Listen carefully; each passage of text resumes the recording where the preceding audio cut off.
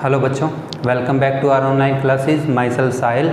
आज अपन आप नेक्स्ट टॉपिक स्टार्ट कर रहे हैं हम क्वांटम नंबर का। लास्ट टाइम हमने इंट्रोडक्शन पढ़ी थी टू क्वांटम मैकेनिक्स। आपको वो उतना ही पढ़ना है, ठीक है, उसमें ज़्यादा कंफ्यूज होने की ज़रूरत नहीं है। अब हम नेक्स्ट टॉपिक स्टार्ट कर रहे हैं अपना quantum numbers.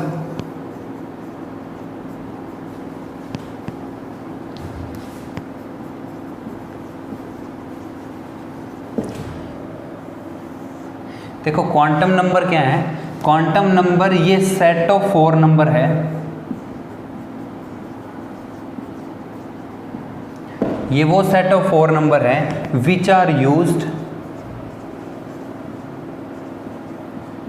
To specify set of 4 numbers which are used to specify position and motion of electron completely. Electron की पोजीशन और मोशन को कंप्लीटली एक्सप्लेन करने के लिए हम 4 नंबर यूज़ करते हैं, और वो सेट ऑफ 4 नंबर जो हैं उनको हम क्या कहते हैं, क्वांटम नंबर। देखो अभी जो सबसे पहला क्वांटम नंबर हम स्टार्ट कर रहे हैं वो है principal quantum number. Now first is principal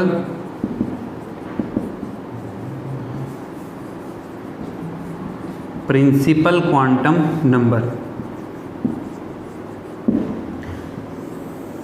जो पहला नंबर है वो ये है, इसको हम रिप्रेजेंट करते हैं स्मॉल n से।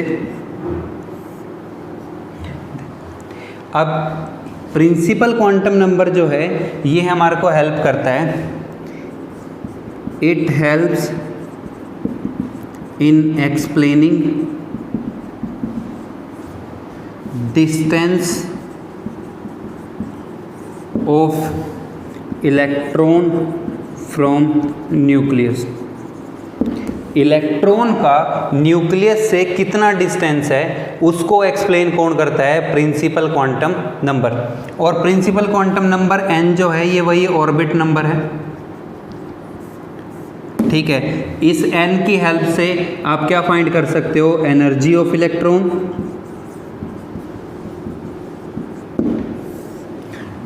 ठीक है। उसका हमने फॉर्मूला लिखा भी था, ये आप पहले पढ़ चुके हो सारा, कि an is equal to -13.6 into Z square by n square electron volt per atom. ये सारा आपने पहले पढ़ा हुआ है कि जो प्रिंसिपल क्वांटम नंबर है, प्रिंसिपल क्वांटम नंबर n की हेल्प से हम क्या निकाल सकते हैं कि इलेक्ट्रॉन कितना दूर है न्यूक्लियस से। ये कैसे पता लगेगा, with the help of radius.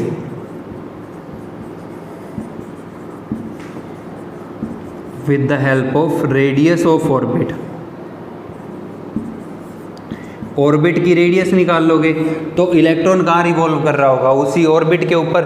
तो यहाँ से हमारे को पता लग जाएगा कि इलेक्ट्रॉन जो है उसकी कितनी डिस्टेंस है न्यूक्लियस से, ठीक है। अब इसके बाद देखो, जो हमने ये पढ़ा था कंसेप्ट की, जो एनर्जी है वो हमने पढ़ा था कि n इज इक्वल टू 1 से ज़्यादा एनर्जी होती है n इज इक्वल टू 2 की। ये एनर्जी ऑर्डर है, एनर्जी ऑफ ऑर्बिट। इसका सीक्वेंस ये बनता है कि n इज इक्वल टू 1 से ज़्यादा एनर्जी होती है n इज इक्वल टू 2 की, इससे ज़्यादा एनर्जी होगी n इज इक्वल टू 3 की, एंड अप सो ऑन, ठीक है। तो यहाँ से आप क्या निकाल सकते हो, एनर्जी फाइंड कर सकते हो, रेडियस फाइंड कर सकते हो, वेलोसिटी फाइंड कर सकते हो, ठीक है। अब इसकी हेल्प से हम ये बता सकते हैं कि किसी भी ऑर्बिट के अंदर कितने इलेक्ट्रॉन आएंगे, ठीक है। ये आपको ध्यान रखना है, number of electrons in any orbit. किसी भी ऑर्बिट में कितने इलेक्ट्रॉन आएंगे ये हमें पता लगेगा 2n स्क्वायर से, ठीक है। ये फॉर्मूला है डायरेक्टली।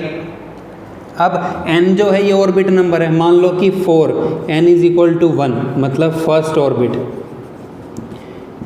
2 इंटू 1 का स्क्वायर कितना आ जाएगा, 2। ये आपने भाई 10th क्लास में भी पढ़ा भी होगा कि आप एक सीक्वेंस पढ़ते थे 2, 8, 18, 32 ऐसे, वो यहीं से ही निकलता है। अब मान लो कि सेकंड ऑर्बिट है तो 2 इंटू 2 का स्क्वायर करोगे, 4 इंटू 2 कितना आ जाएगा 8। तो सेकंड ऑर्बिट में कितने इलेक्ट्रॉन आ रहे होंगे, 8 इलेक्ट्रॉन आ रहे होंगे, वो आप यहाँ से फाइंड कर सकते हो। ठीक है, अब देखो इसके बाद नेक्स्ट है हमारे पास सेकंड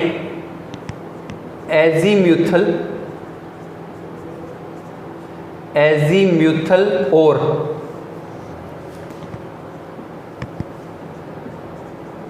एंगुलर मोमेंटम और सेकेंडरी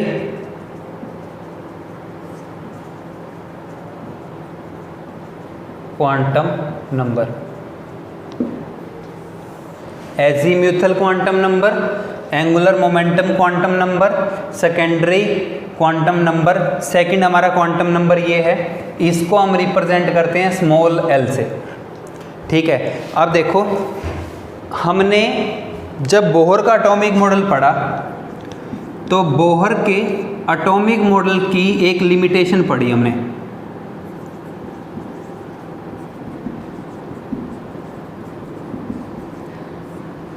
बोहर के एटॉमिक मॉडल में हमने एक ये लिमिटेशन पढ़ी थी कि सब लाइंस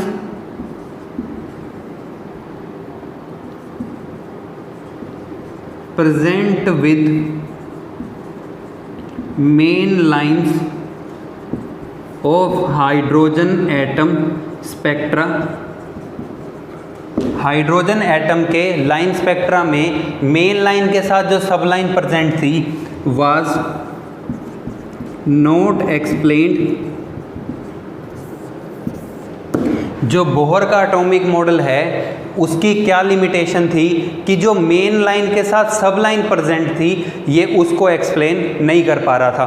भाई सब लाइन बनती कैसे थी, आपने लिख तो दिया था वहाँ पे। अब देखो क्या था वो, ये मान लो कि n is equal to 1 orbit है, ये n is equal to 2 orbit है, ये n is equal to 3 orbit है। अब इस केस के अंदर देखो, मान लो कि ये ट्रांजिशन हुआ, आप स्टडी कर रहे हैं Lyman series,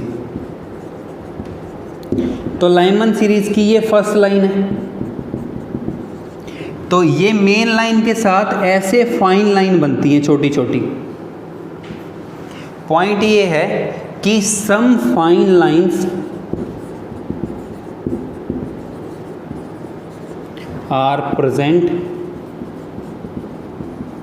with main lines.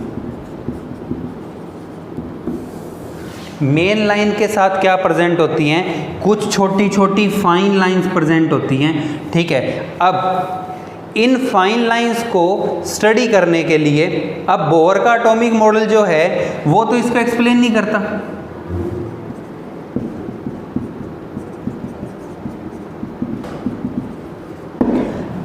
अब इसको एक्सप्लेन करने के लिए फिर यहां पे एक नया कंसेप्ट दिया गया था।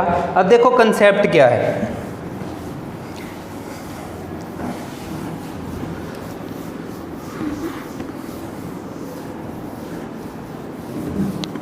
तो कंसेप्ट ये बताया था भाई, जो ये सेकेंडरी क्वांटम नंबर है ये हमारे को एक्सप्लेन करता है number of subshells present in any main shell. किसी भी मेन शेल के अंदर कितनी सब शेल प्रेजेंट होंगी उसको कौन एक्सप्लेन करता है, एजीम्यूथल, एंगुलर मोमेंटम या सेकेंडरी क्वांटम नंबर। इसका मतलब क्या है कि मेन ऑर्बिट के साथ क्या प्रेजेंट होंगे, सब ऑर्बिट प्रेजेंट होंगे। सब शेल या सब ऑर्बिट लिख लो।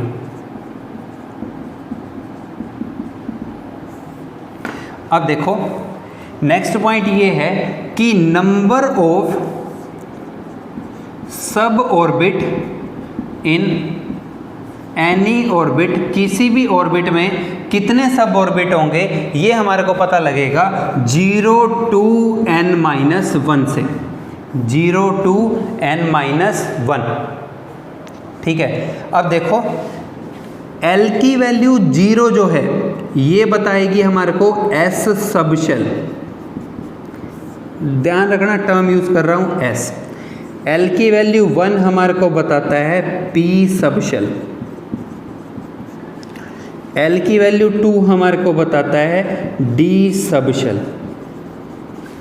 L की वैल्यू 3 हमारे को बताएगा F सब शेल, L की वैल्यू 4 जो है ये बताएगा G सब शेल। तो भाई हम L की वैल्यू फाइंड करेंगे। यहाँ पे L की वैल्यू 0 आ रही होगी तो उसको क्या कहेंगे, S सब शेल। L की वैल्यू 1 आ रही होगी तो क्या कहेंगे, P सब शेल। 2D, L की वैल्यू 3F, 4G। अभी यहाँ तक ही यूज़ होते हैं, वैसे तो यूज़ यहाँ तक ही होता है, आपको ध्यान रखना है कि नेक्स्ट ये है। अब देखो, फॉर फर्स्ट ऑर्बिट, जो बोहर का पहला ऑर्बिट था, इसमें अगर आपको सब ऑर्बिट निकालने हैं, अगर आपको नंबर ऑफ सब शेल्स निकालना है, सब ऑर्बिट निकालना है, दैट इज L। 0 to 1 - 1 कितना आ जाएगा, 0 to, तो 0 से 0 क्या हो जाएगा, 0। L की वैल्यू 0 आ गई। L की वैल्यू 0 क्या बताती है, S सब शेल। तो इसका मतलब क्या है कि जो पहला ऑर्बिट है उसके अंदर सिर्फ एक ही सब शेल है और वो वही है, ठीक है, जो ऑर्बिट था वो वही है। अब मान लो कि अपने पास सेकंड सब शेल है, अपने पास सेकंड शेल है या सेकंड ऑर्बिट है, मतलब अपने पास n की वैल्यू 2 है। तो भाई n की वैल्यू 2 के लिए अगर L की वैल्यू निकाल लें तो 0 to 2 - 1 तो क्या आ जाएगा, 0 and 1। 0 to 1 मतलब क्या है, 0 और 1। तो अब 0 किसके लिए है, S सब शेल के लिए, 1 किसके लिए है, P सब शेल के लिए। तो इसका मतलब क्या है कि भाई n = 2 में कितनी सब शेल होंगी, 2 सब शेल होंगी। n = 2 शेल हैज़ 2 सब शेल। तो n = 2 शेल में क्या होंगी, 2 सब शेल होंगी। ऐसे ही आगे निकाल सकते हो आप, n = 3 में कितनी होंगी, 4 में कितनी होंगी, 5 में कितनी होंगी, आप वैल्यूज़ निकाल के रख सकते हो। अब देखो, इसके बाद अपने पास नेक्स्ट पॉइंट ये है कि जो एनर्जी ऑफ सब शेल है इन एनी मेन शेल, किसी भी शेल में सब शेल की अगर आप एनर्जी देखें for same value of n की वैल्यू क्या रहनी चाहिए, सेम। तो हम ये देखते हैं कि S सब शेल से ज़्यादा एनर्जी होगी P की, P से ज़्यादा होगी D की, D से ज़्यादा होगी F की। तो ये एनर्जी का ऑर्डर है सब शेल का। अब आपने ये पढ़ा हुआ है कि ये न्यूक्लियस है, आप जैसे ही न्यूक्लियस से आउटर जाते हैं तो एनर्जी क्या होती है, इंक्रीज होती है, ऑन गोइंग आउटवर्ड। तो बाहर की तरफ जाते हुए एनर्जी क्या होगी, इंक्रीज। तो अब अगर मैं इस सब शेल के कंसेप्ट को लेके बोर का एटॉमिक मॉडल बनाऊं तो ये बन रहा होगा कि भाई पहले क्या आ रहा होगा, न्यूक्लियस, फिर क्या आएगा, n = 1, ठीक है। अब n = 2 में ये क्या होगी, S सब शेल होगी। अब n = 2 में 2 बनेंगी, देखो ऐसे होगा, ये n = 1, इसमें एक ही रहेगा, इसको आप ऐसे ही बना लो चाहे कि ये न्यूक्लियस है, ठीक है। n = 2 में 2 बनेंगे, ये मान लो कि n = 2 था, तो n = 2 शेल के अंदर 2 सब शेल होंगी। पहले वाली कौन सी होगी, S, दूसरे वाली कौन सी होगी, P, क्योंकि S और P में से एनर्जी ज़्यादा किसकी है, P की। तो ज़्यादा एनर्जी वाला कहाँ पे आएगा, बाहर की तरफ। ऐसे ही n = 3, n = 3 पे 3 बनेंगे, ये n = 3 है, ये S, ये P और ये D सब शेल, ठीक है। अब देखो, अब आपा ने ये पढ़ा था कि भाई बोहर का एटॉमिक मॉडल फेल हो जाता है और वो मेन लाइन के साथ जो केस ऑफ सब लाइन है उसको एक्सप्लेन नहीं करता। तो अब देखो ये मॉडल उसको कैसे एक्सप्लेन करता है, ये वाला पॉइंट।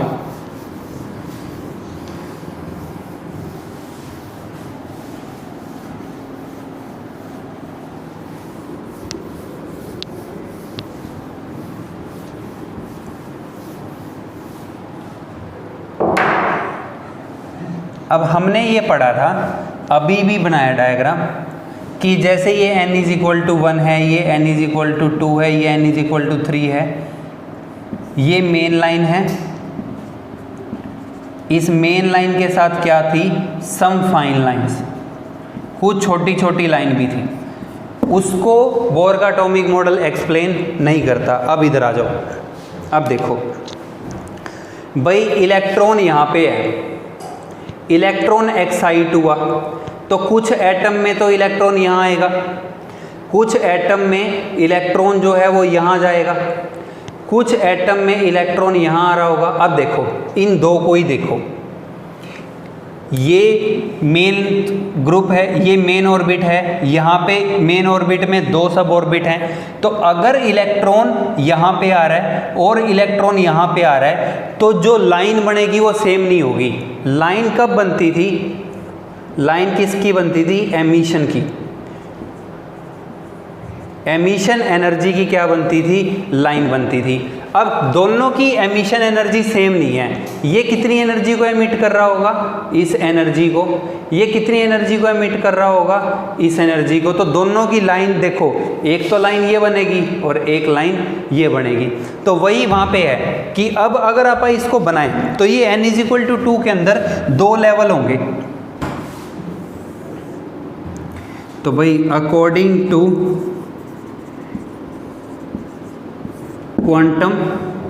क्वांटम मैकेनिक्स के हिसाब से ये मान लो n=2 है, ये n=1 है, तो n=2 में दो ऑर्बिट बन रहे होंगे, सब ऑर्बिट ऐसे।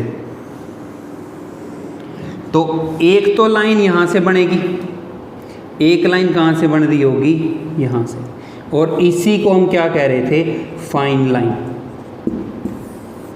ठीक है, तो जो बोहर का एटॉमिक मॉडल था वो इसको एक्सप्लेन नहीं करता, लेकिन क्वांटम नंबर का जो सेकंड पॉइंट है वो केस ऑफ सब लाइन को एक्सप्लेन करेगा, जो ये है भाई, ये इस लेवल से इलेक्ट्रॉन नीचे आ रहा है तो ये गैप है, इस लेवल से नीचे आ रहा है तो ये गैप है। दैट मीन्स कि जो लाइन बनेगी वो भी क्या होगी, अलग होगी। ठीक है, अब इसके बाद यहाँ से आपको पता लग गया कि भाई किसी भी मेन लेवल के अंदर कितने सब लेवल होंगे। ठीक है, अब एक चीज़ का ध्यान रखना है, ठीक है, जब आप क्वेश्चन प्रैक्टिस करते हो तो आपको ये ध्यान रखना है कि जो हाइड्रोजन या चलो नेक्स्ट पॉइंट करा के पूरा ही एक्सप्लेन करता हूँ उसको भी, कि अब देखो इसके बाद थर्ड क्वांटम नंबर है हमारे पास। एक बार थर्ड क्वांटम नंबर पढ़ते हैं, फिर इसके एक दो क्वेश्चन प्रैक्टिस करेंगे।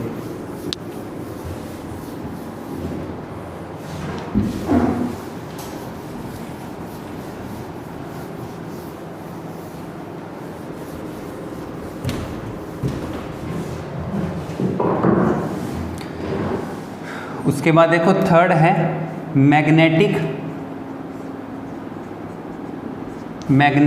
Quantum number. थर्ड है मैग्नेटिक क्वांटम नंबर, इसको हम रिप्रेजेंट करते हैं ml से। ठीक है, ml। अब मैग्नेटिक क्वांटम नंबर हमारे को क्या बताता है, ये हमारे को बताता है नंबर ऑफ ऑर्बिटल्स, जो हमने पढ़ा था वो Sai square, number of orbitals in any subshell. अब देखो हम क्या कर रहे हैं आगे, अभी हमने क्या करा, शेल को तोड़ा, शेल से क्या बना दी हमने, सबशेल। अब सबशेल से आगे क्या बनेंगे, ऑर्बिटल। ठीक है, तो मैग्नेटिक क्वांटम नंबर जो है, मैग्नेटिक क्वांटम नंबर हमारे को क्या बताता है कि किसी भी सबशेल के अंदर कितने ऑर्बिटल एग्जिस्ट कर रहे होंगे। ऑर्बिटल क्या होता था, ऑर्बिटल वो प्लेस है, place where probability of finding electron is maximum. वो जगह किसी भी सबशेल के अंदर, वो जगह जहाँ पे इलेक्ट्रॉन को फाइंड करने की प्रोबेबिलिटी मैक्सिमम होगी, वो किससे पता लगता है हमारे को, मैग्नेटिक क्वांटम नंबर से। ठीक है, अब मैग्नेटिक क्वांटम नंबर जो है ये नाम बता रहा है कि हम क्या करते हैं, मैग्नेटिक फील्ड अप्लाई करते हैं। ठीक है, तो अब इस केस के अंदर आपको ये ध्यान रखना है भाई कि जो ml है इसकी जो वैल्यू है वो -L से L तक होती है। ठीक है, अगर आपको ml की वैल्यू फाइंड करनी है तो क्या करना पड़ेगा, -L से L तक जाना पड़ेगा। ठीक है, अब देखो इसको सोल्व करते हैं। मान लो कि अपन ने n की वैल्यू 2 ले ली, तो n की वैल्यू 2 के लिए L की वैल्यू अपन निकालते हैं 0 से n-1, तो वो आ रही थी 0 और 1। 0 किसके लिए था, S सब शेल के लिए,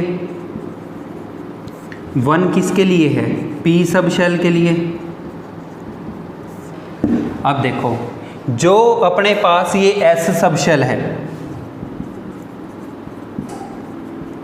S सब शेल के अंदर L की वैल्यू क्या है, 0, तो ml की वैल्यू भी क्या होगी, -0 से 0 क्या आएगा, 0 ही आएगा।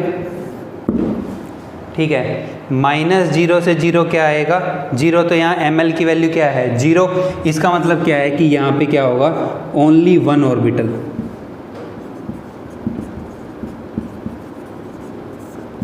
वहाँ पे क्या आएगा, 1 ऑर्बिटल। ठीक है, अब इसके बाद आगे देखो, जो हमारे पास L की वैल्यू 1 है, तो अगर हम इसके लिए ml की वैल्यू निकालें तो क्या आएगी, -L से L। अब -L मतलब -1 to 1, -1 0 +1, कितनी वैल्यू आ रही है, 1 2 3। तो इसका मतलब क्या है कि L = 1, मतलब P सब शेल में कितने ऑर्बिटल होंगे, 3 ऑर्बिटल होंगे। ठीक है, तो अब आप क्या कर सकते हो, सब शेल में क्या फाइंड कर सकते हो, ऑर्बिटल। अब देखो आपको एक चीज़ का ध्यान रखना है कि S सब शेल में क्या बनेंगे, S ऑर्बिटल। ऐसे ही P सब शेल में क्या बनेंगे, P ऑर्बिटल। ऐसे ही D सब शेल में क्या बनेंगे, D ऑर्बिटल।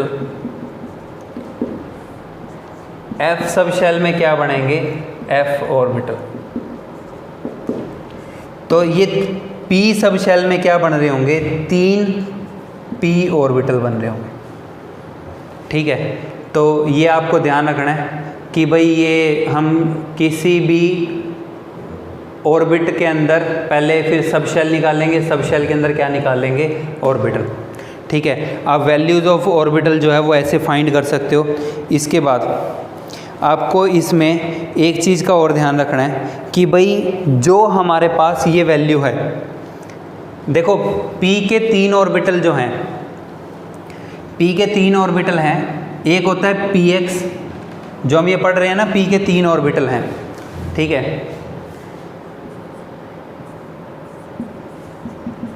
P ऑर्बिटल 3 होते हैं, एक Px ऑर्बिटल होता है, एक Py ऑर्बिटल होता है और एक Pz ऑर्बिटल होता है। ठीक है, ये आपको ध्यान रखना है। इसके बाद आपने एक चीज़ का ध्यान रखना है कि जो Pz ऑर्बिटल है, Pz ऑर्बिटल के लिए ml की वैल्यू जो है वो 0 आती है। ये याद रखना है भाई, यहाँ से बहुत बारी क्वेश्चन बनता है। ठीक है, आपको ये याद रखने हैं, ये फिक्स वैल्यू हैं। ml जो Py ऑर्बिटल के लिए ml की वैल्यू कितनी होती है, -1, Px के लिए ml की वैल्यू क्या होगी, +1। तो भाई P में 3 ऑर्बिटल होते हैं, एक Px होता है, एक Py होता है, एक Pz होता है। तीनों ऑर्बिटल की जो ml की वैल्यू है वो क्या होती है, फिक्स होती है। ठीक है, अब इसके बाद अब देखो S में है ही एक, तो उसकी वैल्यू यही रहेगी। ठीक है, ऐसे ही आपके पास जैसे मान लो कि D और D सब शेल है। ठीक है,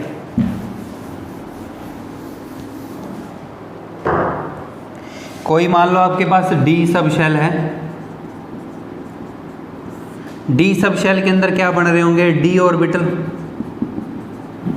अब देखो D सब शेल के लिए L की वैल्यू कितनी होती है, 2, तो ml की वैल्यू निकालें तो -2 से 2 करोगे तो -2 -1 0 +1 +2।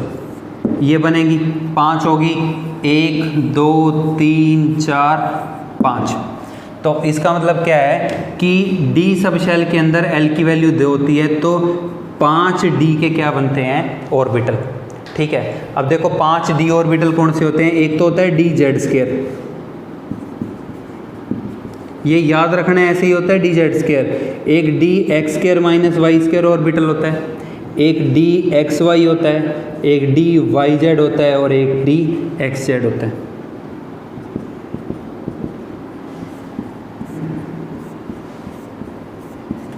इसके बाद आपको इसमें भी वैल्यू ध्यान रखनी है, जो डी जेड स्क्वायर है, ठीक है, डी जेड स्क्वायर के लिए जो एम एल की वैल्यू है वो 0 होती है। जो एम एल की वैल्यू 0 है वो रिप्रेजेंट कर रही है डी जेड स्क्वायर ऑर्बिटल को। इसके बाद जो D X square minus Y square है ये रिप्रेजेंट कर रहा है +2 को। ठीक है, अब देखो इसके बाद जो हमारे पास डी एक्स वाई है, आपने ना ध्यान रखना है कि जहाँ पे एक्स कोऑर्डिनेट होगा ना, देखो एक्स कोऑर्डिनेट जहाँ पे है और जहाँ वाई साथ में है, ठीक है, वो हमेशा माइनस वैल्यू को रिप्रेजेंट कर रहा है। तो ये इस डी एक्स वाई के लिए एम एल की जो वैल्यू है वो आ रही होगी -2। इसके बाद हमारे पास दो कोऑर्डिनेट बनते हैं, एक डी एक्स जेड और एक डी वाई जेड। देखो डी एक्स है ना, एक्स के लिए वहाँ पे ही प्लस लिखा था, यहाँ पे भी, तो ये आएगा +1, डी वाई जेड के लिए क्या आएगा -1। तो ये वैल्यू फिक्स हैं, इसमें आपको ध्यान रखना है कि ये फिक्स होती हैं और ऐसे ही होती हैं। ठीक है, अब इसके बाद नेक्स्ट पॉइंट, आप जब बुक पढ़ोगे तो आपको एक टर्म लिखी मिलेगी डी जनरेट। आप बुक ओपन करके देखिएगा, आपको एक टर्म लिखी मिलेगी डी जनरेट। देखो डी जनरेट का मतलब क्या होता है। अभी तक हम यहाँ पे कर चुके हैं कि भाई ये हमारे पास nucleus, this is value of n is equal to 1, for n is equal to 2 we have form 2 sub shells. एक जो थी वो S सब शेल थी, एक जो थी वो P सब शेल थी। अब इस P सब शेल के अंदर हमने 3 ऑर्बिटल बनाए हैं, एक PX, एक PY और एक PZ। देखो सब शेल के अंदर एक पर्टिकुलर रीजन ऐसा होगा, ऑर्बिटल क्या था, वो रीजन जहाँ पे इलेक्ट्रॉन को फाइंड करने की प्रोबेबिलिटी क्या होती है, मैक्सिमम होती है। तो इस ऑर्बिटल में भी ऐसे ही कोई ना कोई जगह होंगी। देखो अगर जब आप PX को बनाते हो, अभी हम पढ़ेंगे कि ऑर्बिटल की शेप क्या होती है, तो एक मैं आपको हिंट दे दूं, अगर मान लो ये x एक्सिस है तो ये बनता है भाई PX ऑर्बिटल, इसको कहते हैं लोब। ठीक है, ऐसे ही बनेगा PY, मान लो कि इसी पे ही लिख लेते हैं, ये y एक्सिस है तो ये बन जाएगा PY। ऐसे ही एक z एक्सिस होगी तो इसको कह देंगे PZ।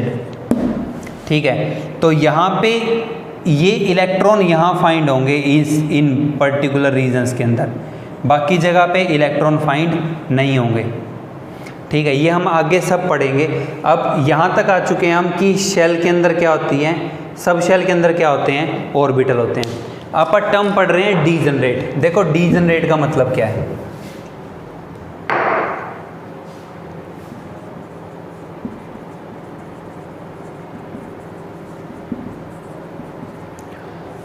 डी जनरेट ऑर्बिटल का मतलब होता है of equal energy, of equal energy. ठीक है, अब किसी भी सबशेल के जितने आगे ऑर्बिटल होते हैं वो क्या होते हैं, इक्वल एनर्जी के होते हैं। ऑर्बिटल्स ऑफ एनी सबशेल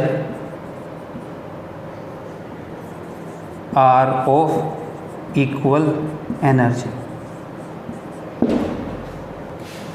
किसी भी एक सबशेल के जितने ऑर्बिटल होते हैं उन सब की एनर्जी क्या होती है, बराबर होती है। इसका मतलब क्या है कि जो हमने ये n की वैल्यू 2 के लिए, l की वैल्यू 1 के लिए ml -1 0 +1, मतलब ये px py और pz 3 ऑर्बिटल बनाए थे, इन तीनों की एनर्जी क्या होगी, सेम होगी। This is the concept of degenerate. भाई किसी भी सबशेल के जो ऑर्बिटल होते हैं उनकी एनर्जी क्या होती है, इक्वल होती है, और उस इक्वल एनर्जी के ऑर्बिटल को हम क्या कहते हैं, डीजनरेट ऑर्बिटल्स। ठीक है भाई, तो यहाँ से आप डीजनरेसी फाइंड कर सकते हो, मतलब आप डीजनरेसी को डिफाइन कर सकते हो। तो इसमें एक पॉइंट और बचता है, ठीक है, इसमें पॉइंट ये है कि भाई मैग्नेटिक मोमेंट जो है, जो मैग्नेटिक क्वांटम नंबर है, मैग्नेटिक क्वांटम नंबर जो है वो हमारे को क्या कहता है, उसकी हेल्प से हम ना एंगुलर मोमेंटम फाइंड कर सकते हैं। देखो आपको बस एक फॉर्मूला ध्यान रखना है,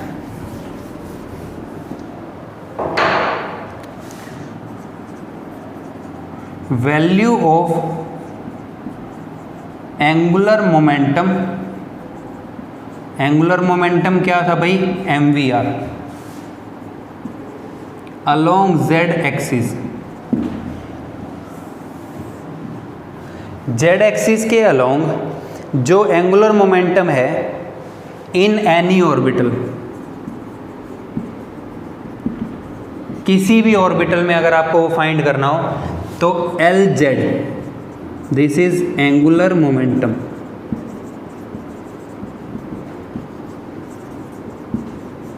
along z axis.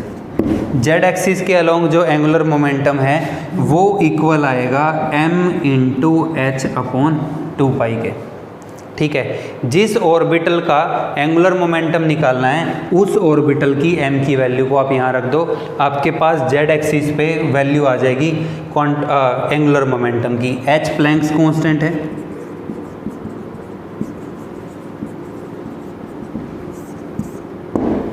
You can find the corresponding value. ठीक है, तो भाई ये पूरा कंसेप्ट था regarding the magnetic quantum number. अब इसके बाद हमारे पास एक चीज़ बचती है, वो है स्पिन क्वांटम नंबर। भाई स्पिन क्वांटम नंबर जो है वो क्या होता है, ठीक है, तो देखो स्पिन क्वांटम नंबर को हम डिफाइन करते हैं और आगे सोल्व करते हैं।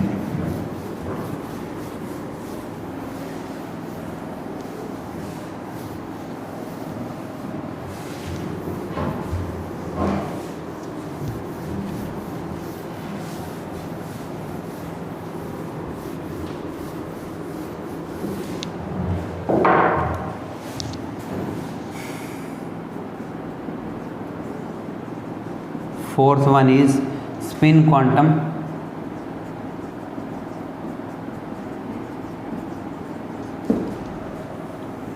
स्पिन क्वांटम नंबर, और स्पिन क्वांटम नंबर को हम लिखते हैं h से। अब देखो इसका मतलब क्या है, मान लो कि भाई ये न्यूक्लियस है, ये n is equal to 1 orbit है। ठीक है, इस ऑर्बिट के अंदर कोई ना कोई ऑर्बिटल होगा। ठीक है, ये कोई ऑर्बिटल है। अब इलेक्ट्रॉन जो है, electron while moving shows 2 motions. जब इलेक्ट्रॉन किसी भी ऑर्बिटल के अंदर मूव करता है तो वो 2 मोशन शो करता है। एक तो होता है ऑर्बिटल मोशन और एक होता है स्पिन मोशन। एक तो होता है भाई ऑर्बिटल मोशन और एक क्या होता है, स्पिन मोशन। ये सेम है, जैसे मान लो कि ये अर्थ, ये सन है, ये अर्थ यहाँ पे रिवॉल्व कर रहा है, अर्थ ये अपनी एक्सिस के ऊपर रिवॉल्व कर रहा है। देखो अर्थ जब रिवॉल्व करता है तो अर्थ इस लाइन पे सीधा नहीं चलता, अर्थ या तो इस लाइन पे क्लॉकवाइज आगे बढ़ता है या एंटी क्लॉकवाइज आगे बढ़ता है। भाई आपने ये पढ़ा भी होगा कि अर्थ क्या करता है, जो उसकी एक्सिस है, मान लो कि ये सन है, ठीक है, अर्थ यहाँ ऐसे रिवॉल्व कर रहा है। ठीक है, आपको लग रहा है अर्थ ऐसे रिवॉल्व कर रहा है, अर्थ ऐसे रिवॉल्व नहीं करता। अर्थ जब आगे बढ़ रहा है, मान लो कि ये ऑर्बिटल है, तो अर्थ आगे ऐसे जाता है, या तो क्लॉकवाइज या फिर कैसे जाता है, एंटी क्लॉकवाइज। ठीक है, आगे तो बढ़ेगा, ऑर्बिटल में ऑर्बिटल मोशन तो शो कर रहा है, लेकिन कैसे कर रहा है, स्पिन करते हुए। या तो स्पिन करेगा अपनी एक्सिस पे, भाई स्पिन करते हुए क्लॉकवाइज आगे जा रहा है या स्पिन करते हुए एंटी क्लॉकवाइज। आपको दिन रात ऐसे ही तो होते हैं। देखो ये मान लो कि सन है, ये अर्थ है, जब सन अर्थ के सामने आ रहा है तो उस टाइम क्या है, दिन। अब घूम के वो परली तरफ चला गया, ठीक है, आप घूम के परली तरफ चले गए, दूसरा जो अर्थ का दूसरा एरिया है, वॉल्यूम है, वो इस तरफ आ गया, अब वहाँ दिन हो गया, अपने वहाँ क्या होगी, रात होगी। तो फिर घूम के आप फिर इधर आएंगे, जब आप फिर सन के आगे सामने, तो फिर क्या हो गया, दिन हो गया। ऐसे ही इलेक्ट्रॉन क्या करता है, इलेक्ट्रॉन जब मोशन करता है तो दो मोशन करता है, मूव कहाँ कर रहा है, ऑर्बिटल में। कैसे कर रहा है, स्पिन करते हुए, ठीक है, मूविंग इन ऑर्बिटल। स्पिन क्या है, while moving in orbital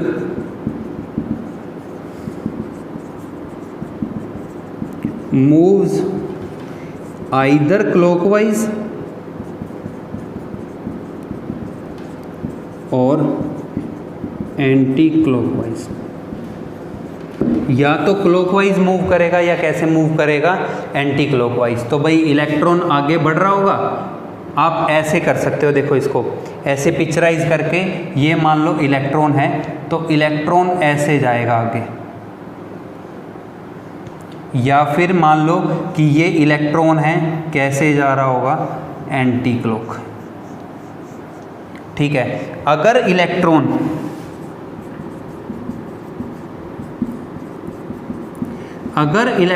clockwise motion कर रहा है,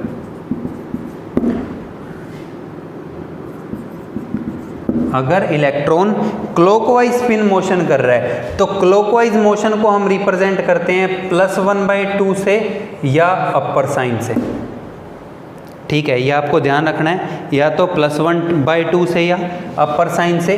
अगर इलेक्ट्रॉन जो है वो एंटी क्लॉकवाइज मोशन कर रहा है,